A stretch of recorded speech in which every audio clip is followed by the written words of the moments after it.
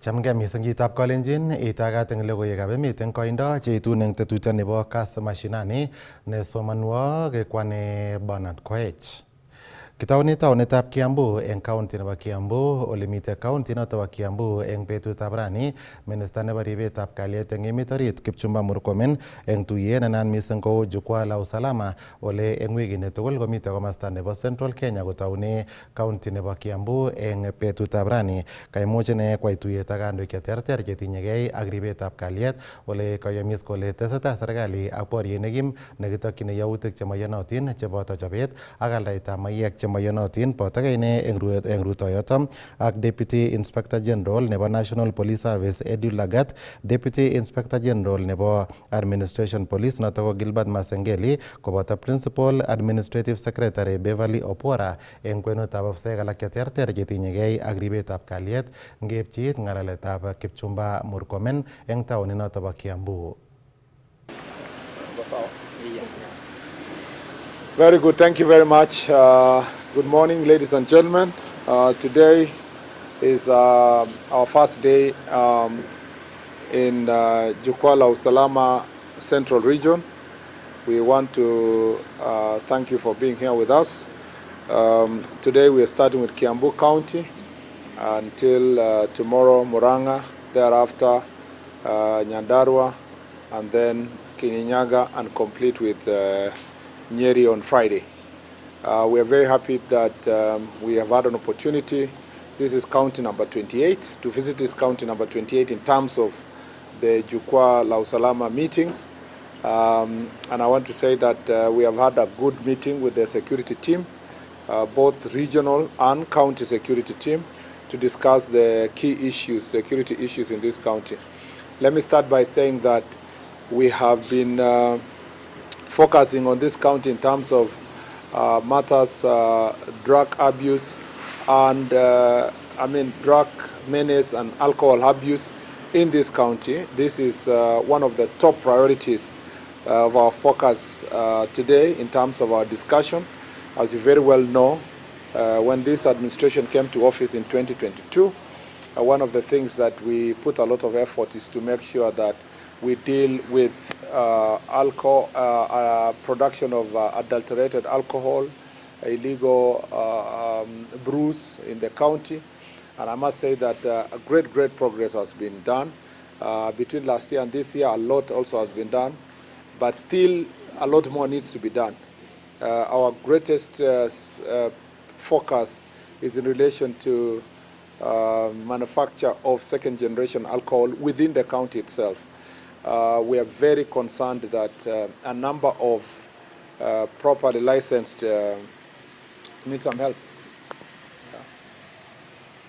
Masaidika? Okay, thank you.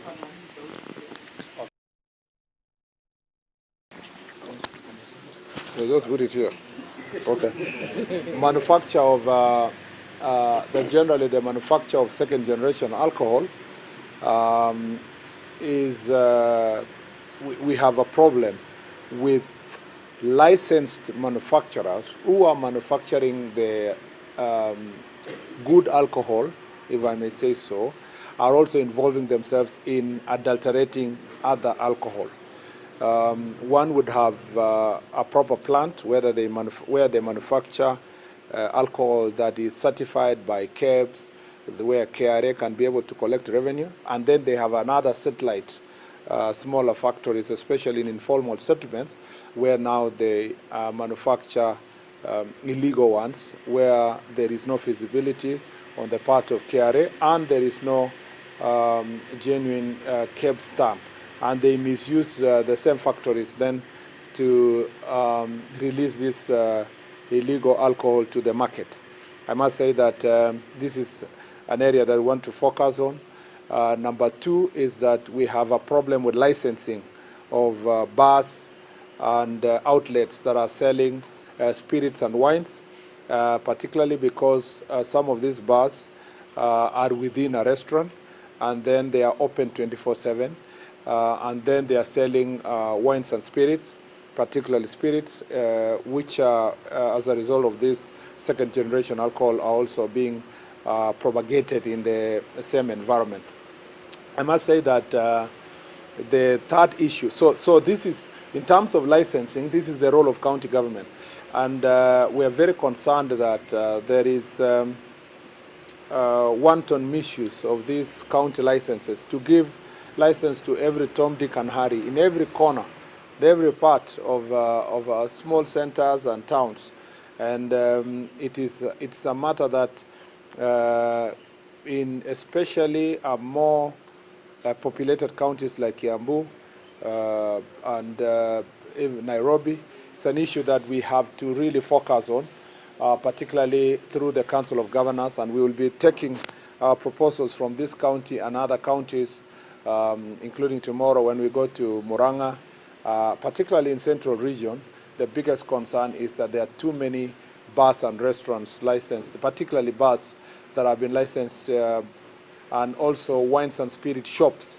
Very small kiosks are selling wines and spirits, and they have licenses.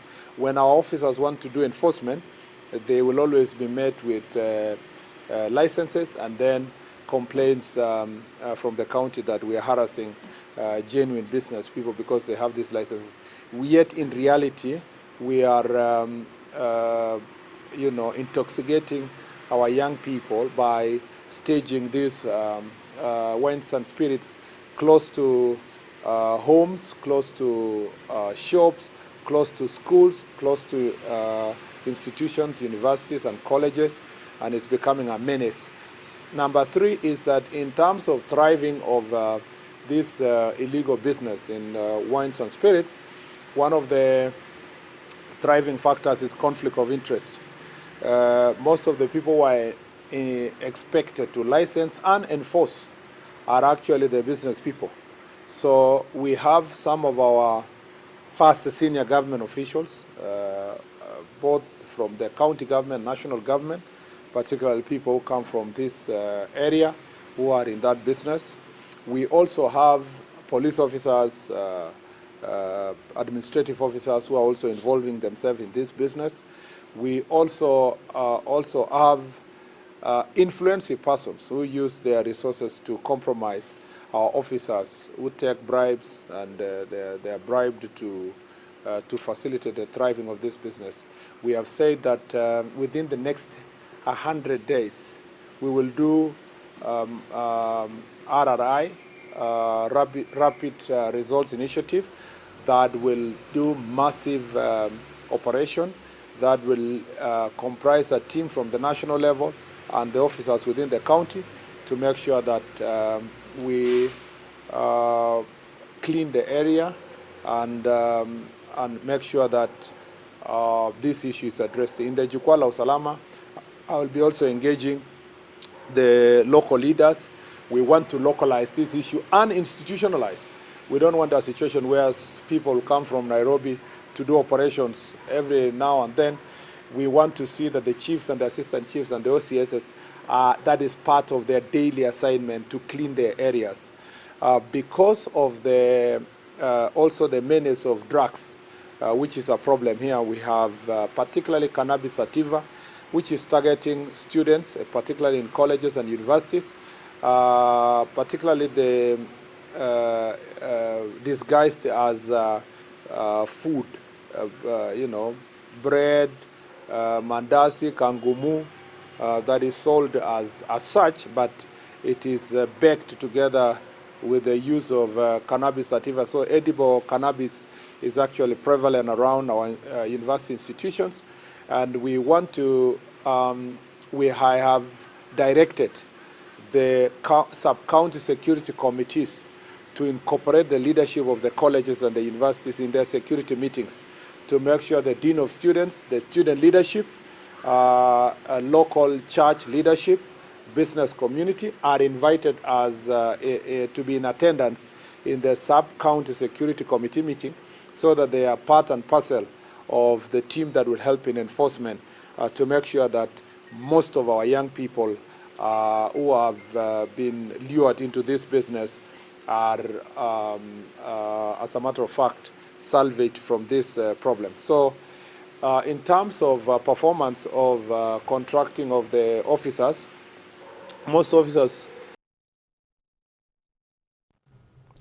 Kakiyai eng karonetab rani tuyet ne ituitos MPs, senators koboto kandoik alak chebo chamaitab ODM ak chebo UDA ole kakiyai tuyonoto eng komasta nebo Karen eng taonitab Nairobi kondochini President William Ruto ak kandoindet nebo chamaitab ODM Raila Odinga ole kamite tuyonoto kora rubeiwotab President Professor Kithure Kindiki kong'ololi eng tuyonoto kakiyai eng KCB Leadership Center eng Nairobi komwa President William Ruto kole namu boroindo nebo kamanut mising kandoik kosubkei ak neimuchi kotel tokyinetab kei noto nebo emoni. Akot kunoto katestai koimchigei ine yautik chebo nametab asoya chekamwa kole mitei barak mising eng nguni eng korikab bunge choto chebo National Assembly koboto Senate ole kakon kateunet kole MPs alak tugul chekinyoru kotinyegei ak yautik choto bo nametab asoya kenomei akimut kapkirwok asikirwokchi kotinygei ak lelutik choto maiyonotin eng ng'atutik chebo emoni. Now let me ask you, friends. You know, we are all friends here. Yeah, we are one team, or so I guess. This fellow who is called chairman of welfare in committees, what is their job? What is their job? Extortion. That's it, and that is what Prime Minister is saying. You know. You know, what is Sokohuru? What is Sokohuru? Tell me, what is, you know Sokohuru?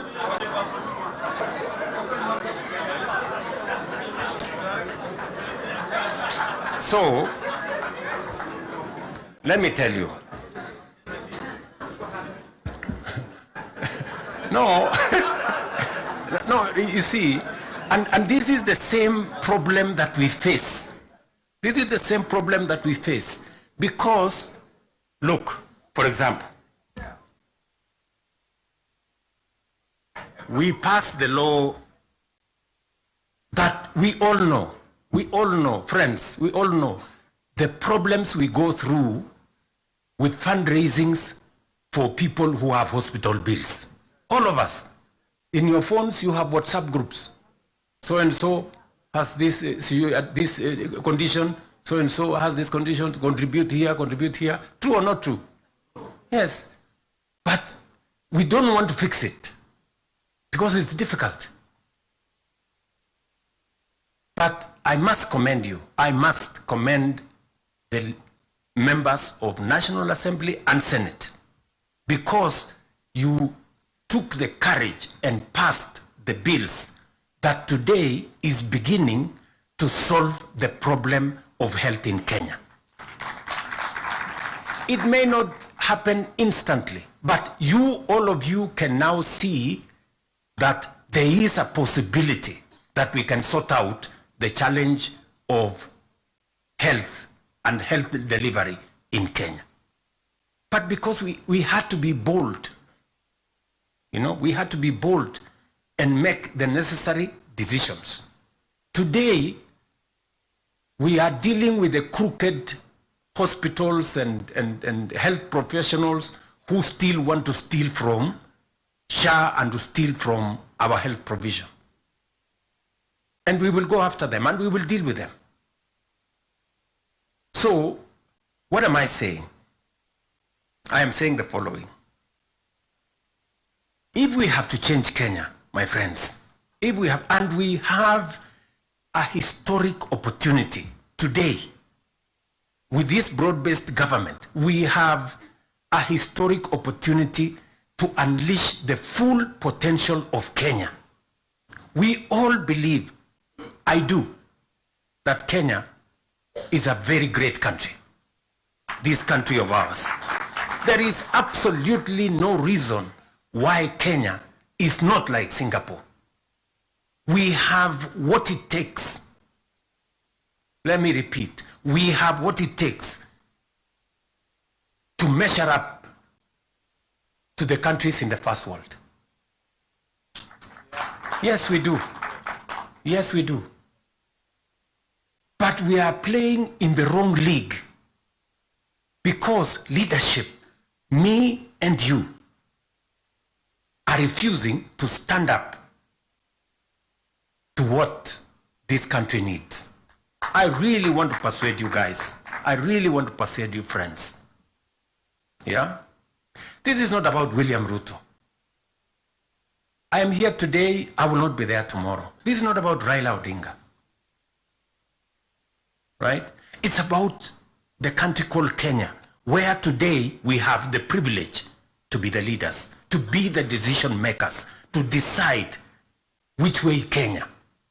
It is us who are seated here. It is us. Ngetokchigei county nebo Nandi ole kakolo speaker nebo bunge nebo National Assembly Moses Wetangula kandoinatetab President William Ruto eng mwaet kole kikotoret eng kokimitetab uchumi kong'ete ngelewen koek president nebo emoni. Kamwa Wetangula nekoboto kandoik alak chebo Kenya Kwanza kole mamite amune asikobit kang'unyng'unyet age tugul eng kwenutab kandoik chebo komasta nebo opposition eng mwaet kole tesetai serikali kosuldoi boisionikab bandaptai chekiyomis biikab emoni eng kasarta kibo campaign. Kang'alalos kandoichoto eng kanisetab St. Peter Catholic Church nemite Kapsabet eng igorta nebo kayumanik chekitorete taunetab diocese nelel nebo Kapsabet ole komite kandoik cheboto Head of Public Service noto ko Felix Kosgei. Kwa sababu nyinyi hamtaki kushurutishwa au kuambiwa enda huku, nyinyi mnajua ile njia yenye tuko na rais wetu. And remain steady. Kunaweza kuwa na mmoja wawili hapa wenye wanakunywa pombe na kupiga kelele, au hawakosi kila mahali. Hata kwetu wako wengi, wachache unaona kwa soko. Sema hii, ukiuliza wenzetu kwa nini hamtaki William Ruto aendelee, anakujibu utasema one term. Sera yenu ni nini? Kasongo.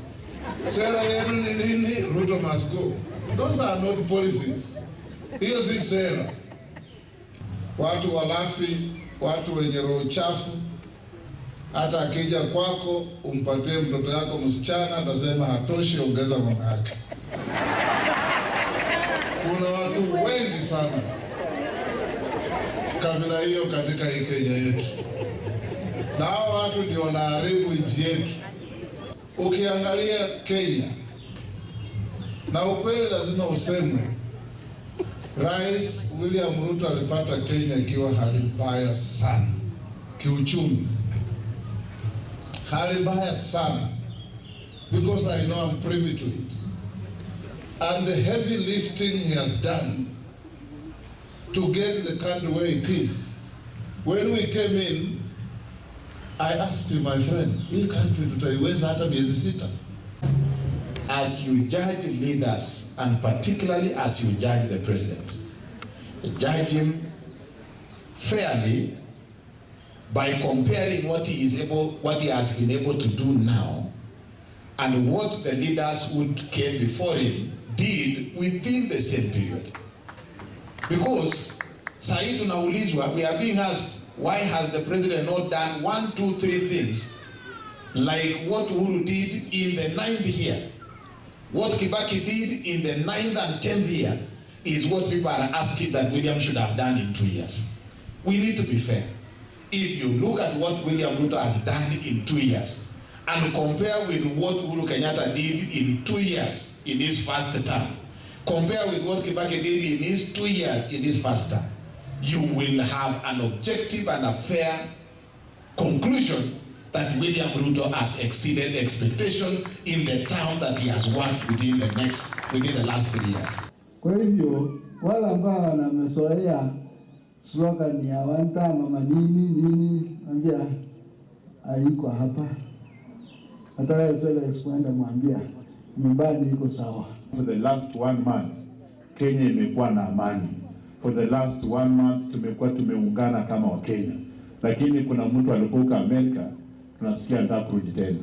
Father, muombe huyo mtu akose fare ili aende kubaki huko Amerika kabisa. If there is any government that has done the greatest since independence, ni serikali ya William Samoei Ruto. Bila uchumi mzuri utaweza kufanya chochote.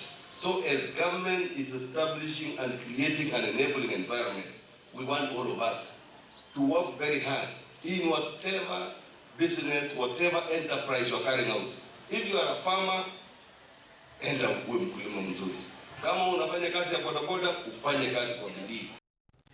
En komasta age kokokon ng'alalet neu noto minista nenome rabinik noto ko John Mbadi ne komwa kole tindoi kimnatet neo mising uchumi nebo Kenya eng nguni ingekerchin ak kasarta nekinome baunatetab Kenya President William Ruto eng kenyitab 2022 kosubkei ak Mbadi nekong'ololi eng sukulitab barak nebo Baraton University eng igorta nebo graduation komwa ine kole kanaptaetab uchumi nebo emoni ak ole miten nguni ko kabarunet nemie kole kokwoutik chemiachen chekikoib serikalitab Kenya Kwanza eng kasartab kenyisiek 3 chekikondochi emoni ko kokotoi koiyo logoek eng kepchit ng'alaletab Mbadi eng komasta nebo Baraton eng Nandi County. We hold these positions in trust for the people of Kenya. And therefore you are right to complain. You are right to criticize us. And a government that cannot accept criticism has no business being in office. But as you criticize us, I would expect also dialogue. I would expect you also to listen to what the government is saying and make judgments. When this government came into office, the president took up an economy that was literally in shambles. With a deficit of 8.1% of the GDP, you are taking up a government where you have been classified among the 6 African countries which are likely to default on loan repayments. And as we speak, out of the 6, 5 have actually defaulted. It is only Kenya which has not defaulted. Sometimes people don't appreciate some of these things. But I will tell you for a fact that IMF had flagged out Kenya, besides other 5 other African countries, Ghana, Ethiopia, Angola, Chad, and Mozambique, as possible candidates of loan default. All the other 5 that I've mentioned have defaulted. Kenya has not. You are taking up an economy where, in a few months' time, you are required to pay $2 billion as a bullet payment on Eurobond payment, which is 260 billion Kenya shillings without any strategy. You are taking up an economy with an inflation rate of 9.6%. You are taking up an economy with the reserves, forex reserves, of only 2.5 months of import cover. And yet, the minimum requirement is 3 months of import cover. You are taking up an economy where all road constructions have stalled because of pending bills. You are taking up an economy where people have sufurias in their heads because there is no food. You are taking up an economy where 1 week into office, there is no fuel in the petrol stations in the whole Republic of Kenya. That is the economy that President Ruto took up. That inflation of 9.6% has come down to 4%. That foreign exchange reserve that was barely 2.5 months of import cover is today 5 months of import cover. The shilling, which was dangerously moving to 165 to the dollar, is now at 129 shillings to the dollar. The government, which was borrowing 91-day treasury bill at 91-day treasury bill at 16 to 18%, is today borrowing at 8.3%. The interest rates that was being extended to the private sector at 22% now has come down to 16, 15%. And we expect it to come even more down. That budget deficit has been narrowed now to 4.8% from 8.1%. There is no real danger now of possibility of defaulting on our loans because we managed the 2024 Eurobond loan and we have even paid in advance the 2027 Eurobond loan because we didn't want to get into the same space that we found ourselves into because those who were in the office then did not think strategically to manage our liability in a way that would not expose our economy. We have decided to do it differently. We have no danger of defaulting anymore. Now we can discuss other things, but not defaulting on our loans. The sufurias which were on our heads, and I was one of the people who was putting up sufuria on his head. Now, there is no sufuria on my head. Instead, there is this academic gown on my head. Yekiistagei bolotet ko koek boiboiyet neo mising eng emoni eng koskoleng'utab amut kosubkei ak kabelisiet nebo golit agenge eng buch nekonyor timitab mpiretab keldo nebo Harambee Stars nekoimuch koterter timitab Zambia eng ureriet nebo let nebo Group A eng ureriosiek chebo CHAN nekokitiar eng kiwanjetab Kasarani Stadium. Eng inguni kotetat kotuiyo Harambee Stars ak timitab Madagascar eng kebeberta nebo quarter finals nekiurereni eng betutab komut kasi kosubkei ak kabelisionoto kobendi konyoru konunotiot nebo silingishek milionishek 2.5 koboto kot nebo bedrooms 2 urerenindet age tugul nebo Harambee Stars kou eng koyomiset nekikoi icheket President William Ruto.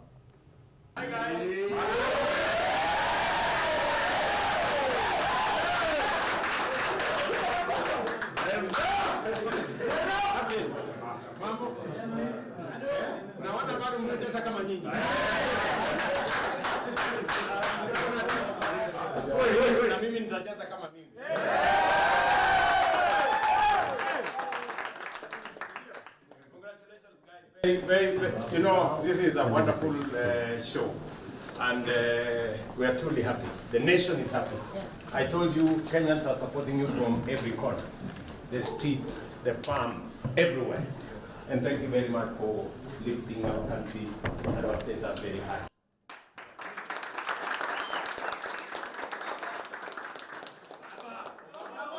First of all, I want to say thank you. I think sisi wachezaji hatuna kitu chochote cha kukwambia ila kukushukuru. Mwenyezi Mungu akujalie maisha marefu, akujalie usiwahi gonjeka hata siku moja.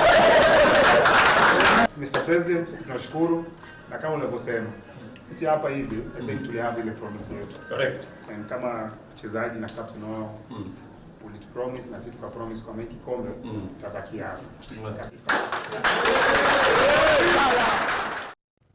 Ako yetachitab Kalenjin kokakeilet nebo logoiwekab emet eng koindo eng tetutiet nebo Kass Mashinani nebo betutab rani Jumatatu tarehe 18 arawetab 8 eng kenyitab 2025 akoi sait agenge nebo koskoleng ak sait 4 nebo kemboi asinyoru logoiwek alak chebo emet eng koindo kong'ete studio. Kainenyu ko Bernard Koech, kakibotegei ak Naomi Cherotich eng kebeberta nebo kabarunoik.